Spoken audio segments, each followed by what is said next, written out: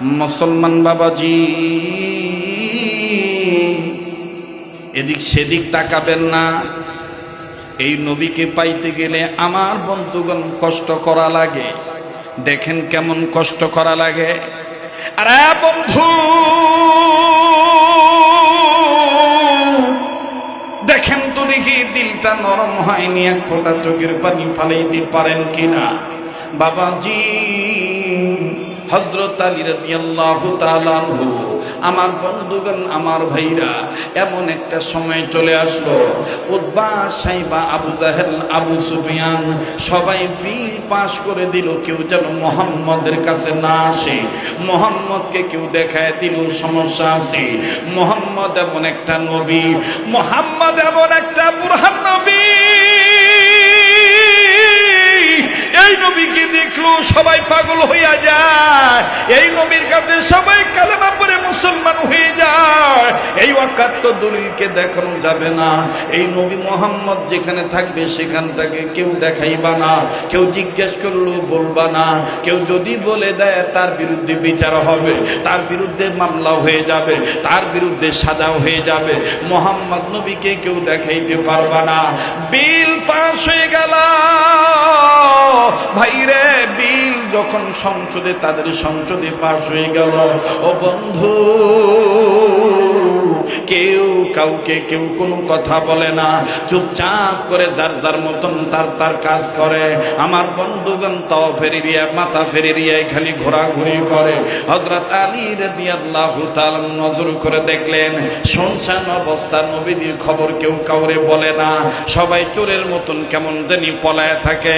হঠাৎ করে হযরত আলী নজর করে দেখতে পাইলেন আল্লাহর একজন বান্দা, সুন্দর চেহারার মানুষ, আমার বন্ধুগণ একটা জায়গায় বসে আছেন। হযরত আলী দেখলেন সকালে বসে আছে, নজর করে দেখতেছেন বাজান দুপুর হয়ে গেল, দুপুর গড়ায় চলে গেল। আমার বন্ধুগণ বিকাল আসলো, বিকাল গড়ায় চলে গেল, বাজান সন্ধ্যা হয়ে গেল। হযরত আলী ডাক দিয়ে বলেন, মালিক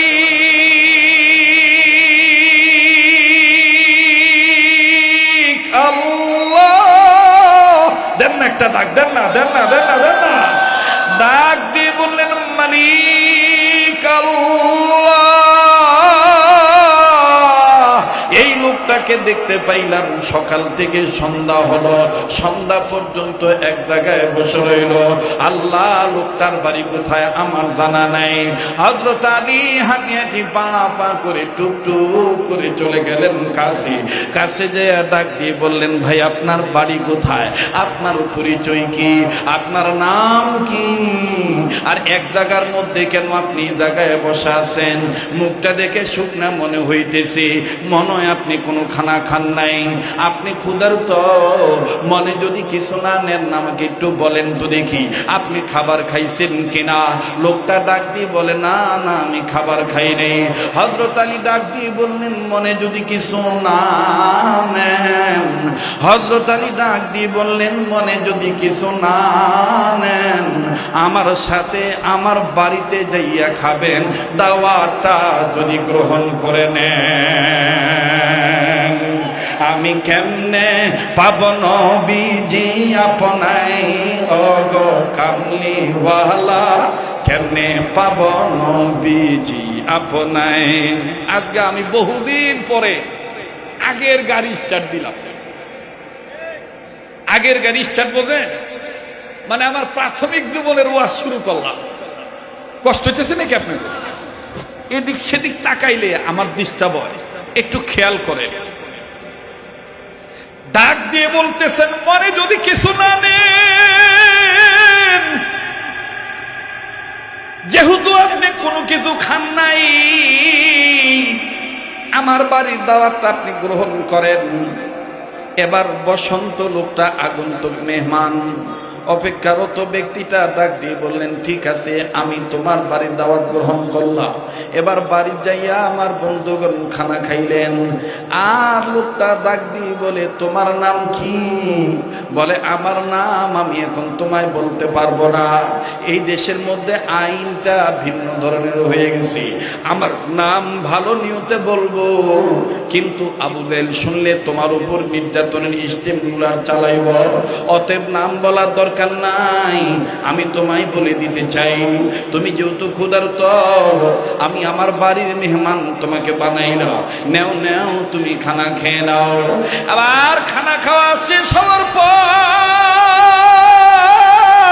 হযরত আলী ডাক দিয়ে বলতেছেন, যেখানে ছিলাও তোমার জায়গা মতন তুমি চলে যেতে পারো।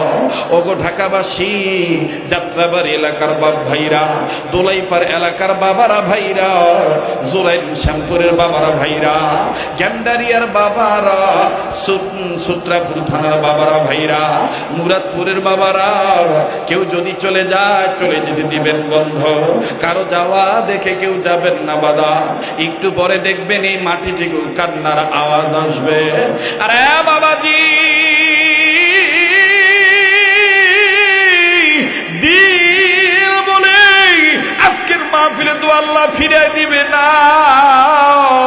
আমার বন্ধুগণ, নাকটার মধ্যে কেমন জানি আল্লাহ ওয়ালাদের গ্রান আসতেছে, নাকটার মধ্যে কেমন জানি আল্লাহ ওয়ালাদের গ্রান আসতেছে। এই মাহফিল আল্লাহর দরবারে কবুল হয়ে যাবে। মায়া লাগায় একটা ডাক দেন না, বলেন না আল্লাহ, আবার বলেন না আল্লাহ। এতগুলো মানুষের ডাকের মধ্যে কেন প্রেমের আওয়াজ নাই? যদি গুনাহ থাকে, গুনাহ মাফ পাওয়ার জন্য মায়া লাগায় আবার একটা ডাক দেন না, বলেন না আল্লাহ, দেন না, দেন না, দেন না, দেন না, বলেন না আল্লাহ। আবার হযরত আলী ডাক দিয়ে বললেন, পথিক,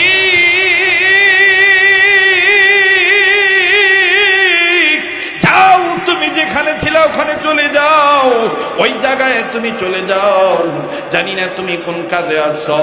ও নবীর আশিকরা, একটু খেয়াল করে শোনো, এই আল্লাহর বান্দা যেখানে বসা ছিল ওই জায়গায় যায় আবার বসলেন।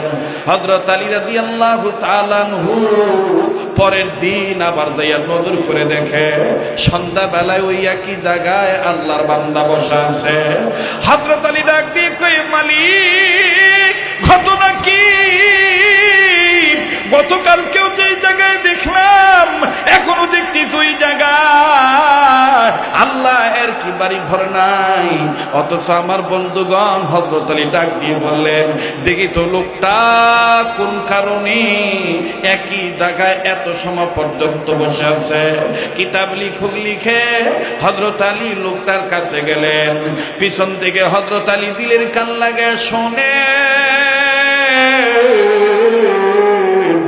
আল্লাহর বান্দা বালি নাড়াচাড়া করে আর গুনগুন গুনগুন করে বলে, আমি কেমনে পাব নবীজি আপনাই, ওগো কামলিওয়ালা, কেমনে পাব নবীজি আপনাই, বলেন, আমি কেমনে পাব নবীজি আপনাই, ওগো কামলিওয়ালা, কেমনে পাব নবীজি আপনাই, আমি কেমনে পাব নবীজি আপনাই, ওগো কামলিওয়ালা, কেমনে পাব নবীজি। মারহাবা কর। হযরত আলী কয়, সর্বনাশ, 3 দিন আগে আইন পাস হয়েছে, মুহাম্মদের নাম যেন কেউ না নেয়, আর মুহাম্মদ কোথায় আছে দেখলেও যেন, চিনলেও যেন না চিনা। আর এই পাগল করতো নাইছে, এই এক জায়গায় বৈশা বৈশা খালি কইতেছে, আমি কেমনে ভাবো মুহাম্মদ সাল্লাল্লাহু আলাইহি সাল্লাম রে, কেমনে ভাবো মুহাম্মদ সাল্লাল্লাহু আলাইহি সাল্লাম রে। বুঝছি এর ভিতরে জেলের ভয় নাই, এর ভিতরে মামলার ভয় নাই, হামলার ভয় নাই, জরিমানার ভয় নাই, ফাঁসির ভয় নাই, এ নিজের জীবন দিয়া হইল নবীকে পাইতে চায়। আমার আব্দুর রহিম বিপ্লবী ভাই কয়, ভাইয়া যদি অনুমতি নাই পাইতাম তাহলে খেলা একটা দেখাইতাম, নবীর প্রেমে জীবন দিয়ে দিতাম, রাজপথে আজকের মাহফিল সফল করে ফেলতাম। আমরা কি গান বাদ্য করতেছি? গান গাইতেছি, কাউরে গালিগালাজ করতেছি।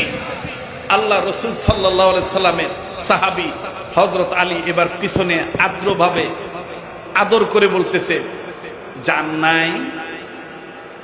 কালকে যেখানে দেখছিলাম ওই জায়গায় বয়ে রয়েছেন, যাইবেন না? কালকা যে খাইছেন এরপরে কিছু খাইছিলেন, খিদা লাগে নাই? কষ্ট হইতেছে নাকি? ওই লোকটা হযরত আলী যেভাবে জিগায় ওই লোকটা ওইভাবে উত্তর দেয়। মানে যেমনে বলনেওয়ালা প্রশ্ন করে নেওয়ালা উত্তর দেনেওয়ালা ওইভাবেই দিতেছে। কয় না খাই নাই, গতকালকে যে খাইছি ওইটার পর আর খাই নাই। হযরত আলী কয় তাহলে আজকেও বি আমার বাড়িতে লো, চলো আমার বাড়িতে লো, আমার মেহমান, আমার বাড়ির দস্তরখানে তোমার খানা, আমার বাড়ির দস্তরখানে বইতেইব।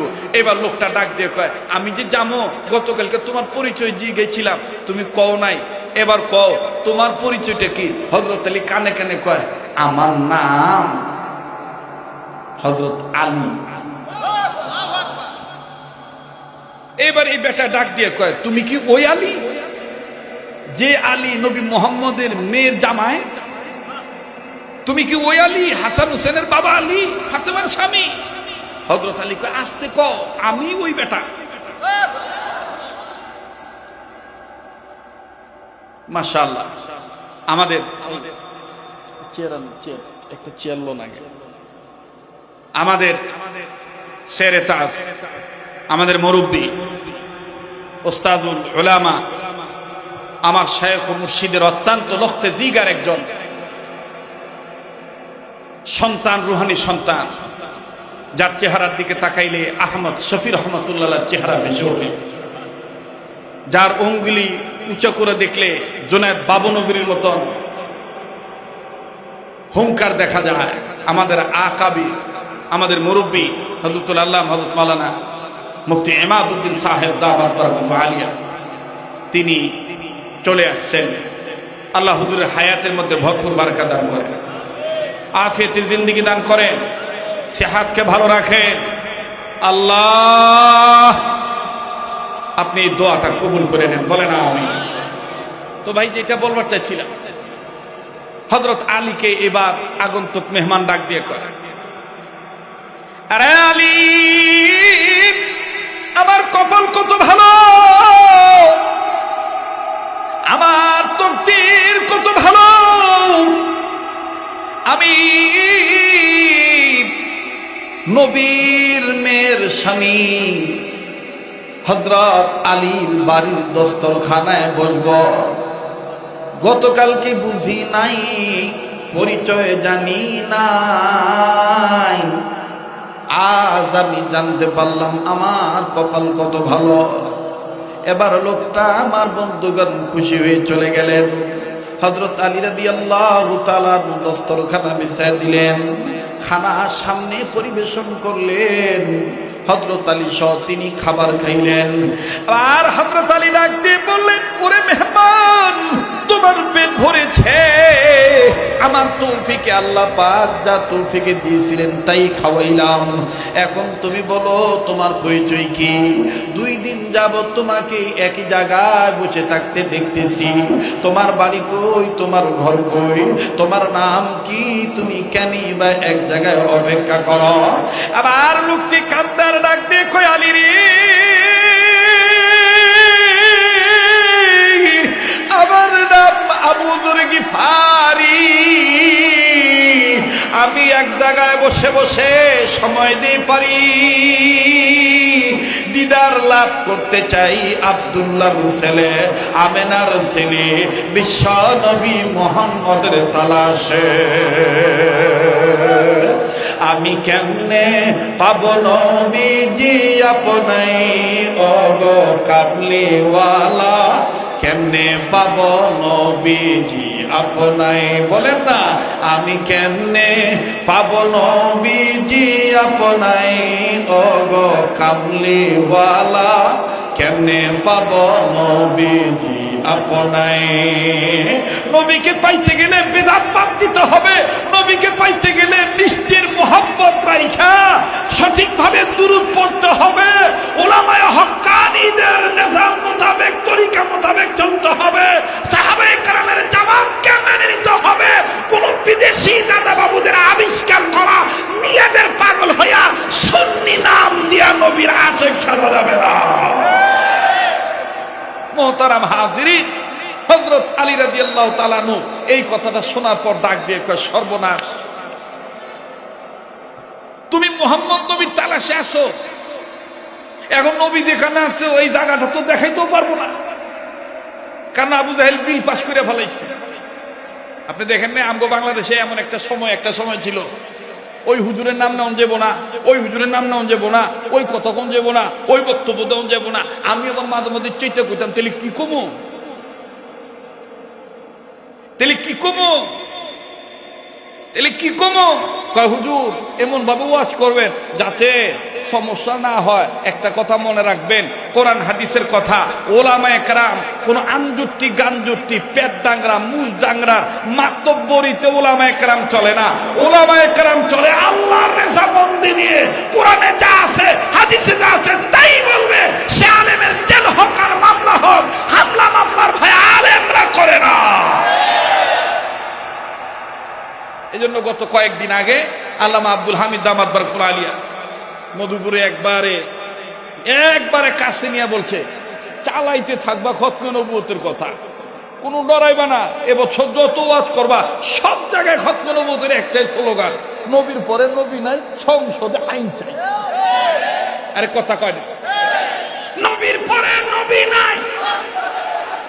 দেখেন তো কেটা কেটা কয় না, যে কইব না মনে করবেন বিটে বেদাল আছে। বিটে কি আছে? আর কথা কয় না, কি আছে বিটে? কি আছে? নারে তাকবীর। নবীর পরে নবী নাই, নবীর পরে নবী নাই। কাদিয়ানীরা কাদিয়ানীরা কাদিয়ানীরা কাদিয়ানীরা, নারে তাকবীর।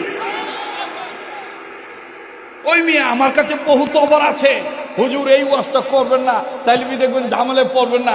আমি কই কি মিয়া, ওয়াজ করুম কোনটা করুম কোনটা করুম না, এটা আমার আল্লাহ যেটা তৌফিক দিব ওইটাই করুম। তোমার ওই দুনিয়ার চাকচিক্য পড়ে ওই ওয়াজ বাদ দিবার পারো না।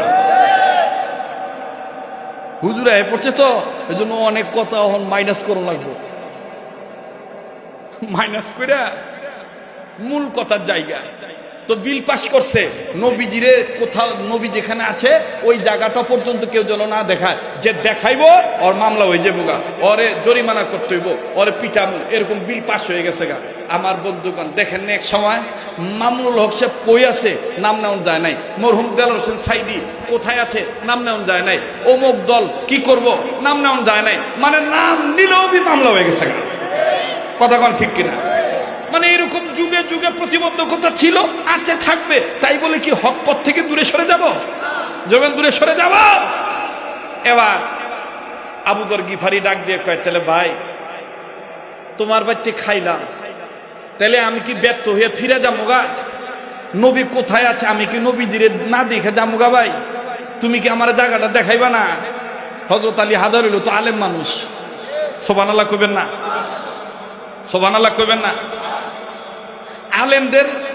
আলেমরা চলে এলেম এবং হেলেম নিয়ে, আলেমরা চলে এলেম এবং হেলেম নিয়ে। যেমন আমাদের ব্রাহ্মণবাড়িয়ার বড় হুজুর রহমতুল্লাহর কাছে এক বেটা আইছে, যেটা ঢাকা শহরে অনেক ইমাম সাহেবের এরকম পেঁচে পড়িয়া জায়গা।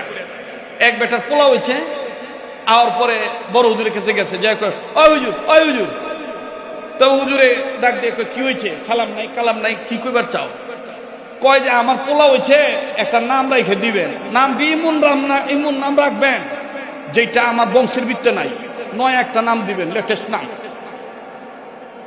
তো হুজুরে কয় লেটেস্ট নাম, নয়া নাম। তো তোমার নাম কি? কয় আমার নাম কামাল। কয় তাহলে পোলার নাম রাখোগা জামাল। কয় না না, এটা আমার জ্যাঠতো ভাইয়ের নাম আছে, এটা হইব না, পাল্টায় দেয়। তো হুজুরে এইবারে মনে করেন 10-12টা নাম দিছে, একটা ওর পছন্দ না, যেটা কয় খালি কয় এটা আমার ফুফাতো ভাইয়ের নাম, এটা আমার জ্যাঠতো ভাইয়ের নাম, এটা চলবো না, এটা পাল্টায় দেন। আপনার কইছি নতুন নাম দিবার, কি কি পড়ালেখা করছেন, কি পড়ছেন, গোড়ার ডিম পড়ছেন নি, একটা নাম দিবার পারেন না। মানে বহুত বক্কর চকর কইবে লইছে। তেমন হুজুর তো আলেম মানুষ, হুজুর চিন্তা করে দেখলো যে ওরে যেই নামই করে ও খালি কয় এটা আছে এটা আছে। হুজুর এবার লাস্ট একটা বলছে, তাইলে রাগা আকমাল হোসেন, কয় না এটাও আমার গোষ্ঠীতে আছে, বংশে আছে। এবার হুজুরের চাইতে কিতাব বন্ধ করে কয় সব নামই যেহেতু তোর বংশে আছে, তুই বি কইবা লইছস এমন একটা নাম রাখুন লাগবো যেটা তোর বংশে নাই, তাইলে কাম করবা কুত্তর বাচ্চা রেখে তুই যায়।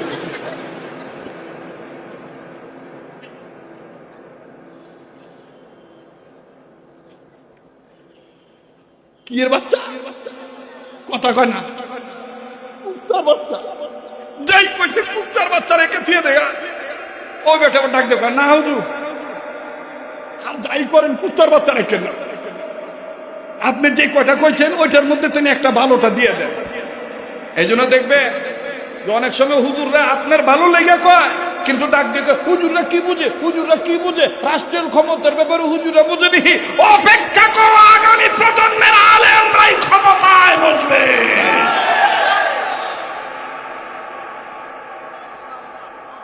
ইনশা ছেড়ে দিই না। শোনেন, মুগুরওয়ালা যদি পিছনে খাড়ায় থাকে বইয়ে দেয়, আমরা তো মনে করেন যে এই কেউ এদিক সেদিক তাকায় না। যাই হোক, যেটা কুবের চেয়েছিলাম, তো এইবার ডাক দিয়ে কইতেছে যে মোহাম্মদ নবী কোথায় আছে এটা দেখানো নিষেধ, তবে শোনো আবু যর গিফারি, আমি আলী তোমার একটা পদ্ধতি, পন্থা, একটা সিস্টেম, একটা নিয়ম বলি, এইটা তুমি কারো কাছে বইলো না। হযরত আলী ডাক দিয়ে বললেন কিভাবে? হযরত আলী বললেন আমি বাড়ির ভিতর থেকে কয়েকটা পাথর নেব, এই পাথরটা আমার মুঠের মধ্যে রাখবো, নবীজি যেই গলির মধ্যে আছে এই গলি বরাবর যাইয়া পাথর আমি ফিকে মারব, যখনই আমি পাথর ফিকে মারব তখন তুমি বুঝে নিবা এই দিকেই কামলিওয়ালা আছে। আমি কেমনে পাব নবীজি আপনাই, ও গো কামলিওয়ালা, কেমনে পাব নবীজি আপনাই। ওগো চাইতে কি সুর কম নিহি, কথা কয় না। আরে ওরা তো মায়ের লোকের উন্না মাথা দিয়ে লয়, লিপস্টিক পরে লয়, লিপস্টিক লাগায় তখন ডাক দিয়ে কয় দাঙ্গা না ওয়া ওয়া ওয়া ওয়া।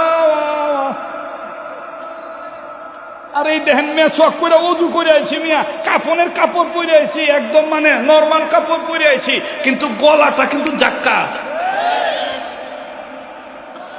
যখন কারদা আমাদের মুরব্বীদের উসুল হলো সুরের মধ্যে বরকত নাই, নূরের মধ্যে বরকত, আর নূর হলো সুন্নতের আমলের মধ্যে। কিসের আমলের মধ্যে? সুন্নতের আমলের মধ্যে। হযরত আলী রাদিয়াল্লাহু তাআলা আনহু ভিতরে হাতের মুঠের মধ্যে পাথর নিয়া আবু যর গিফারিকে পিছনে নিয়ে আস্তে আস্তে গেলেন, যাইয়া ইশারায় গলি বরাবর যাইয়া ধারে আর কাম বরাবর যাইয়া আস্তে করে পাথরটা এরকম ছুঁড়ে মারলেন। হযরত আলীর এই পাথর ছোড়া মারা দেখে আবু যর গিফারি বুঝা ফেলাইলেন যে এই গলির মধ্যেই নবীজি আছে। মুসলমান ভাইরা আমার, হযরত আলী রাদিয়াল্লাহু তাআলা আনহু চলে গেলেন। আবু যর গিফারি অতি দ্রুত চলে গেলেন নবীর বাড়ি। নবীর বাড়ির কাছে যে ঘরের কাছে যে দেখতেছেন দরজার কাছে পর্দা লাগানো, এবার পর্দা সরাইয়া নজর করে দেখতেছে নবী মুহাম্মদ সাল্লাল্লাহু আলাইহি সাল্লামকে দেখা যায়। হযরত আবু যর গিফারি নবীজিকে দেখিয়া চিৎকার দিয়ে ডাক দিয়ে বলে মক্কাবাসী কেমনে রে তোরা মোহাম্মদ নবীকে সন্ত্রাসী বলো? এই নবী মোহাম্মদের চেহারা সন্ত্রাসী নবীর চেহারা না। এই মানুষটা সন্ত্রাস হতে পারে না। এই মানুষটার আনিত ধর্ম কখনো পথভ্রষ্টর দিকে ডাকতে পারে না। আমি তো এই মানুষটার চেহারা দেখে বুঝতে পারতেছি এই মানুষটার দলিলে কোনো ভেদাল নাই। এই মানুষটাকে যারাই মানবে তারা দুনিয়া আখিরাতে উভয় জাহানে কামিয়াবি হবে।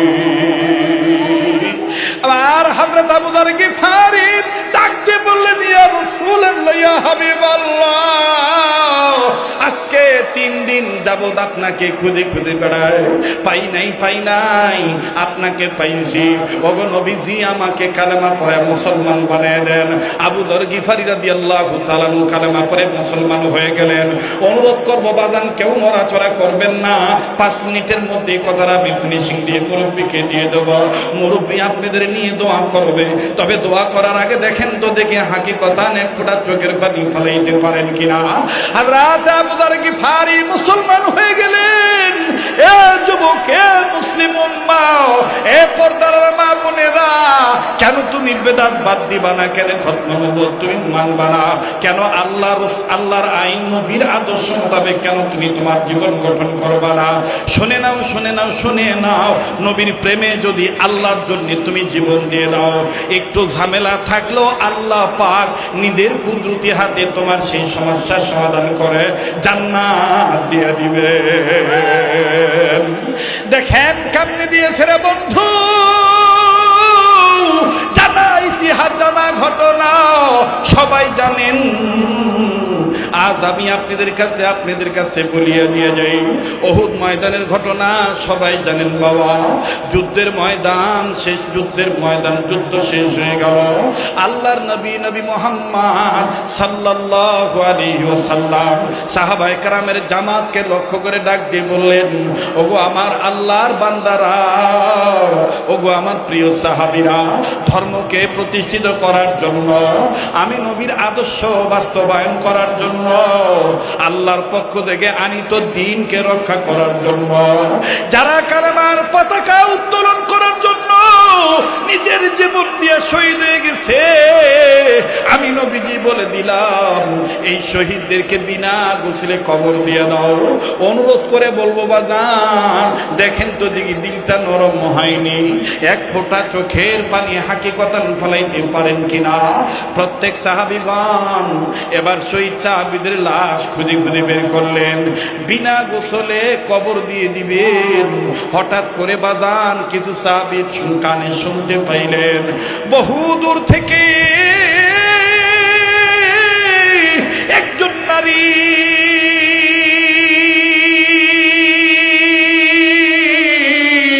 পাগলিনী বেশে, আউলাকে সে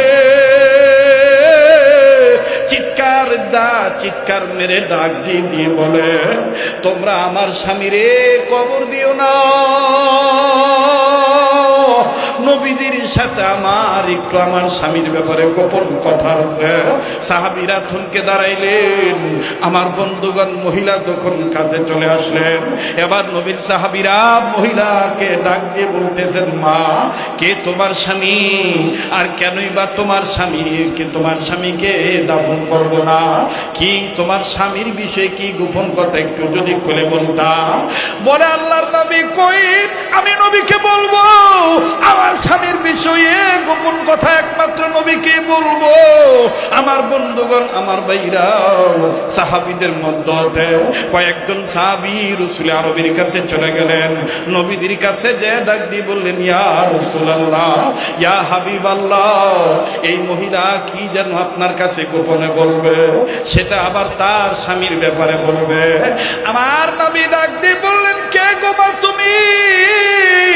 মহিলা কান্দারে ডাক দিয়ে বলে, নবী গো, আমি হানজালার বিবি। আল্লাহু আকবার, আল্লাহু আকবার। আমি হানজালার বিবি।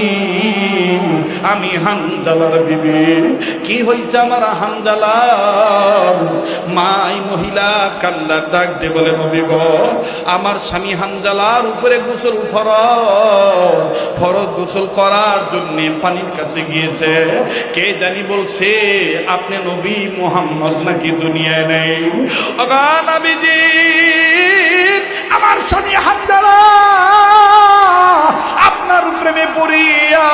নাপাক শরীর লইয়া গোসলের কথা বইলে যাইয়া আল্লাহ এবং আপনার প্রেমে পড়িয়া ওগো নবীজি আমার স্বামী হানজালা আমার স্বামী হানজালা যুদ্ধের ময়দানে যুদ্ধ করিয়া কাফেরদের সাথে লড়াই করে জীবন দিয়া শহীদ হইয়া গেছে। তাই বলি গো নবীজি আমার স্বামী হানজালা নাপাক, আমার এই স্বামীরে বিনা গোসলে কবর দিয়েন না। নবী আমার ডাক দিয়ে বললেন সাহাবীরা রে কই কই কই হানজালার লাশ কই?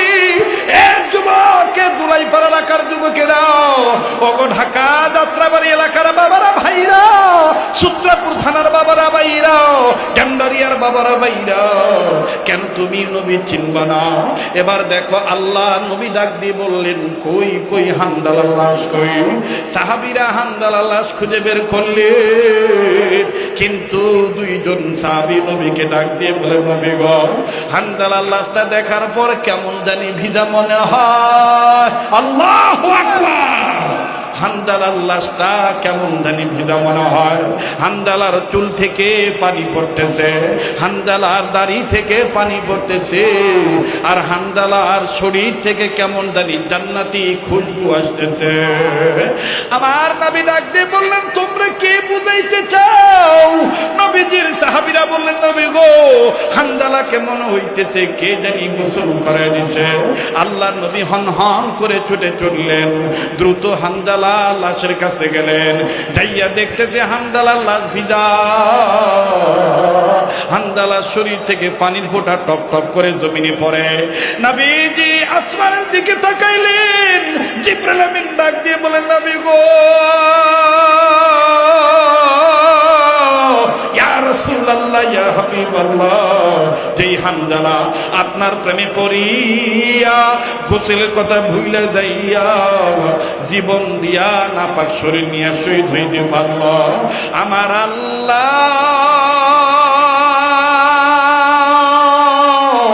আপনার ওই হানজালার লাশ আসমানের উপরে উঠাইয়া জান্নাতের পানি দিয়া গোসল করাইয়া আপনার কাছে পাঠাইয়া দিছে। আমি কেমনে পাবো নবীজি আপনাই ওগো কামলিওয়ালা, কেমনে পাবো নবীজি আপনাই? জোরে কোন আল্লাহু আকবার! মুসলমান ভাইরা আমার, আমার বন্ধুগণ, আমার বাবাজিরা, সেই নবীকে মহাব্বত করার মতন মহাব্বত করলে সেই রকমের বদলা, সেই রকমের জাযা আমরা এখনো পাবো কি পাবো না? আজকে ওয়াদা করতে পারেন নাকি হুজুর আর জীবনে কোনো দিন হক্কানি আলেমদের ছাড়া চলবো না, দাড়ি না থাকলে দাড়িটা রেখে দেব, মেসওয়াক ব্যবহার করব, সুন্নতওয়ালা উম্মত হব, বেদাত করব না, খাতমে নবুতের পক্ষে জীবন দিতে তৈরি থাকব? কারা কারা রাজি আছেন দু হাত তুলে আল্লাহকে দেখা। নারায়ে তাকবীর! হাত নামান মুসলমান ভাইরা আমার বন্ধুগণ। এরপরে দেখেন আবু যর গিফারি কি হলো আমি বলছি বলবো, একটু নড়াচড়া করবেন না। 2 মিনিট ছোট্ট একটা আবদার করব, 2 মিনিট ছোট্ট একটা আবদার করব। যেই হাতটা দিয়া আল্লাহ পাক আমাকে বারবার কাবা ধরায়, যেই হাতটা আল্লাহ ওলাদের হাতের সাথে লাগানো, এই হাতটা এই সিরাত মাহফিলে বুজুর্গ আলেমদেরকে সামনে নিয়া একটু পরীক্ষা করতে চাই কে আসলে নবীদের আশিক আছেন। মুহতারাম হাজিরিন, নবীকে আল্লাহ পাক সূরাতুন নিসার মাধ্যমে জানায় দিলেন, আমি রব আমার পক্ষ থেকে 2টা জিনিস পাঠাইলাম। নাম্বার 1 বুরহান নামক নবী, নাম্বার 2 ওয়া আনজালনা ইলাইকুম নূরাম মুবিনা, নাম্বার 2 নূর নামক কোরআন শরীফ।